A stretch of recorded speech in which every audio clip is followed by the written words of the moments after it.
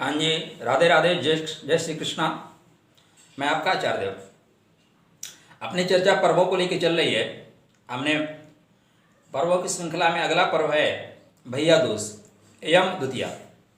यमुना जी, यमराज जी, ये दोनों क्या है, सगे भाई बहन हैं।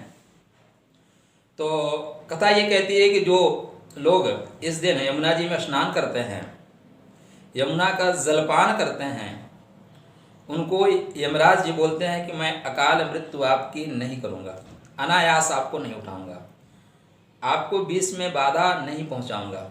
यमुना जी क्योंकि उनकी बहन है और बहन का जल माने बहन की कृपा में जाने में, शरण में जाने से यमराज जी वरदान देते हैं। दूसरी भैया दूज, एक कहानी है बहुत छोटी सी कि एक भाई बहन होते हैं, बहन की शादी दूर हो जाती है, भाई कुछ दिन बाद मिलने जाता है तो रास्ते में नदी को जैसे वो क्रॉस कर रहे होते हैं तो नदी बोलती है मैं डुबो दूँगी। बोलते हैं नहीं, आप मुझे बहन से मिल कर आने दो, उसके बाद डुबो देना। आगे और बढ़ते हैं तो एक सर्प मिलता है, बोलता है मैं तुझे काट लूँगा। बोलता है नहीं, बहन से मिल के आने दो फिर काट लेना। आगे और बढ़ते हैं, एक शेर मिलता है, सेम कहानी, शेर भी कहता है, शेर को भी वही आश्वासन देता है। धीरे धीरे बहन के पास पहुँच जाते हैं तो बहन सूत काट रही होती है और कथा ये कहती है कि सूत काट रहेगा, सूत टूट जाए तो आपसे भाई से नहीं बोलना है। तो भाई वापस आने वाला होता है, तब तक सूत फिर जुड़ जाता है और बहन उसे वापस बुला के ले जाती है, पूरी वृत्तांत पूछती है, माँ को पूछती है, सबको पूछती है। भाई काफ़ी दिन तक रुकता है। एक दिन जब भाई जाने को होता है तो उस अपना आटे का लड्डू बनाना होता है उनको, तो चक्की चलाती हैं और भाई को लड्डू दे के विदा करती हैं। कुछ लड्डू एक दो बचे रहते हैं, प्रातःकाल अपने बच्चों को देती हैं तो देखती हैं कि लड्डू का कलर जो है श्याम वर्ण का हो गया है। तो फिर वो चक्की देखती है तो उसमें एक सांप उसको पिसा हुआ नज़र आता है। बहुत घबराती है, भाई के पीछे दौड़ के जाती है तो देखती है कि भाई एक पेड़ के नीचे बैठा था। पूछती है लड्डू खाए कि नहीं खाए। लड्डू नहीं खाया, तू ले ले अपना लड्डू। तो लड्डू को लेके ज़मीन में दफना देती है। बोलती है कि मैं तेरे लिए पीने के लिए पानी लेके आती हूँ। वो एक नदी किनारे जाती है, वहीं पे एक वृद्ध माता मिलती हैं। पूछती हैं आप कौन? बोलते हैं मैं तो विधाता हूँ और एक व्यक्ति का भाग्य लिख रही हूँ। तो उसको पता चलता है मेरे भाई का ही भाग्य है। तो उसके जीवन में 7 अवरोध थे, 7 मृत्यु तुल्य कष्ट थे। उसको पूरी कहानी पता चलती है, उसका निदान वो माता से पूछती हैं और भाई के साथ जो है चल देती हैं। तो जैसे आगे बढ़ती हैं कुछ मांस का टुकड़ा ले लेती हैं। शेर मिलता है तो शेर को मांस का टुकड़ा दे के आगे बढ़ जाती हैं। सर्प मिलता है, सर्प को दूध पिलाती हैं। सर्प दूध पीने मस्त हो जाता है, आगे बढ़ जाती हैं। नदी के लिए चुनरी नदी को समर्पित करती हैं, नदी को सूखे रास्ता दे देती है। आगे चल के जब शादी होती है तो शादी में वो अपने को आगे रखती हैं। जहाँ जहाँ पे अवरोध आते हैं तो बोलते हैं कि आपकी बारात पीछे से जाएगी, तो उसी समय घर का आगे का दरवाज़ा टूट जाता है। हवन उनका जब मंडप हो रहे होते हैं तो उसमें भी बाधाएं आती हैं, उसको रोक लेती हैं।